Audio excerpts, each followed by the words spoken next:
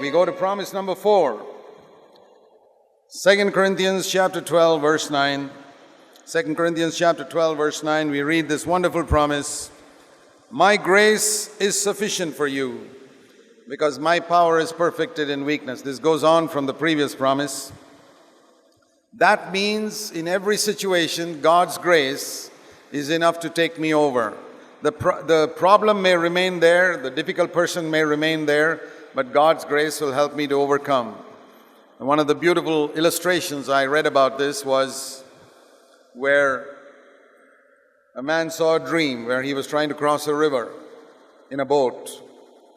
And always, just about a foot below the level of the water was a long rock which was hidden.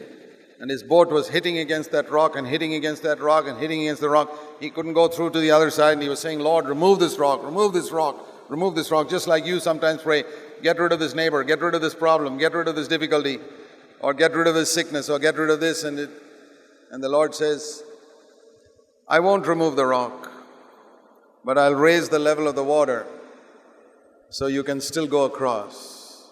That is the meaning of my grace is sufficient for you. Your difficult wife may never change.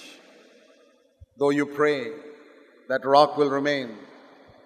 But God will raise the level of His grace so that with that difficult wife, you'll be an overcomer. Or with that difficult boss, you'll be an overcomer.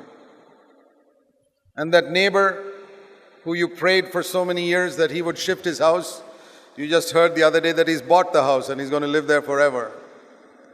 Great. Now you got to pray that God will raise the level of the water so that you overcome with that person there permanently now. My grace is sufficient for you. Every situation that you can ever face in your life, God's grace is sufficient. Again, it's not a question of what you can do. God says, my grace, not your ability. Your ability is not sufficient. But God says, my grace is sufficient for you in every single situation you can ever face in your whole life. I want to believe that. In this particular case, it was a sickness. Now, generally speaking, I believe it's God's will that we should be healthy. I believe that's God's general will. But I will not preach that God will deliver us from all sickness, because there is no such promise in the Bible. There is a promise that He'll save us from all sin, but there is no promise in the Bible that He'll heal you from all sicknesses. I know some Pentecostals preach it, but it's not in the Bible, and it is not even true in their life. There are as many Pentecostals and charismatics who die of cancer as in other churches.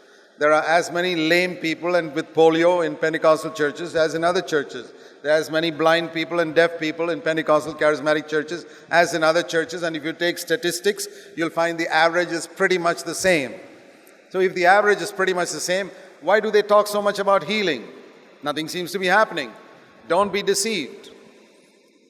It is to prevent you from concentrating on being saved from sin that the devil makes you concentrate on healing or prosperity or something like that.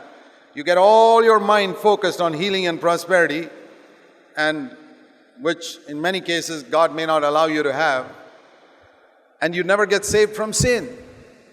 There's a lot of deception going on in the world today. There are as many poor people in Pentecostal charismatic churches that preach prosperity as there are anywhere else. It's the pastors who get rich. They are the ones who collect money and become millionaires, not the others.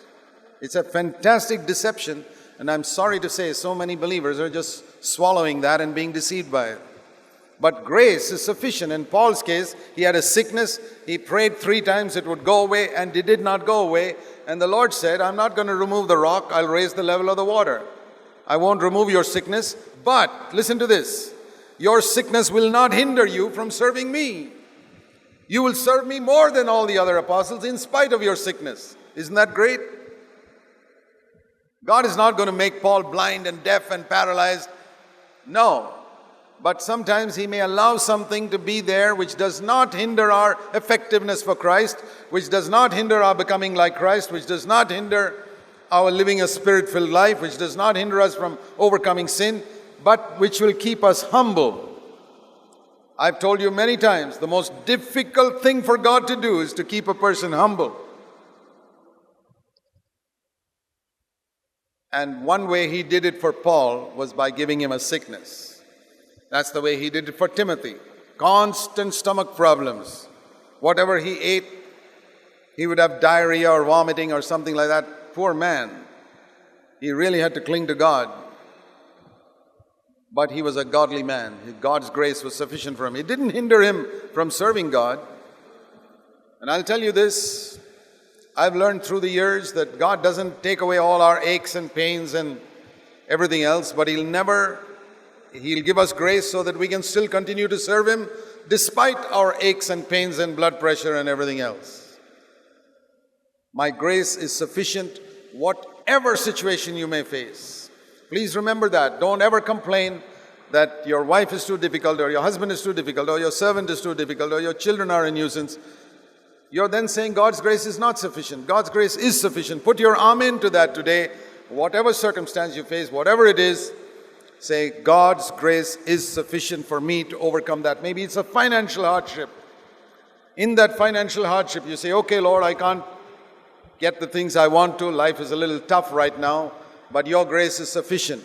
And I'll tell you this, some of you who got plenty of money and who got everything you want in this world, you will never have a ministry like those who've gone through financial hardship. I'm sorry to say that, but you'll never have it. Because you got everything you want in this world. You don't need God's grace. Why do you need God's grace? You got health, you got wealth, you got everything else you need. Of course, you need some Bible knowledge to get up and preach in your meetings, but you won't be an overcomer because you got nothing to overcome. And when some little difficulty comes up in your home, you grumble and complain. Rich people are the ones who grumble and complain the most because they are used to a certain standard of comfort and luxury that a little thing goes wrong and they get all upset. Poor people don't complain so much. And if God allows you to go through a little poverty and struggle, perhaps you'll stop complaining so much. So trust in God's grace and say, Lord, I want to prove in my life, whatever my circumstances, I believe your grace is sufficient. If I have a sickness that never gets healed, okay, your grace is sufficient to make me overcome that. There are many, many people in the history of the church who've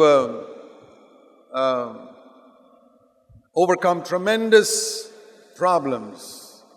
People who were blind, who never got healed from their blindness, like the blind poet George Matheson, "Oh, love that will not let me go, I rest my weary soul in thee," like Fanny Crosby, who wrote thousands of hymns, wonderful blind woman, totally blind.